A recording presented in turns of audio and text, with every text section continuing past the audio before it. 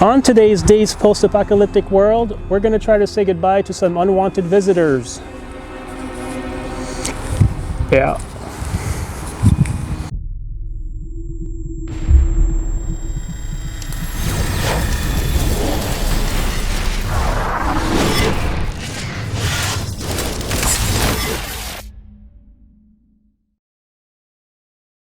Hey, today we're going to try to get rid of some unwanted visitors, but I'm not talking about zombies, I'm talking about plain old bees, hopefully. And so I was doing some reconnaissance the other day and found something quite disturbing. It looked like an alien pod, but most likely it's a giant bee's nest that's been taking its time for the last 20 to 100 years or so, and I think I should get rid of it. And I'm not an expert.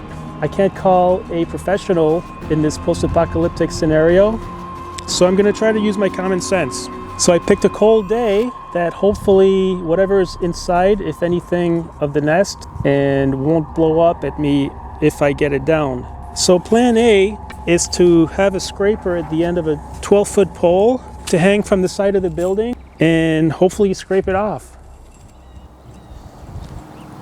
Yeah.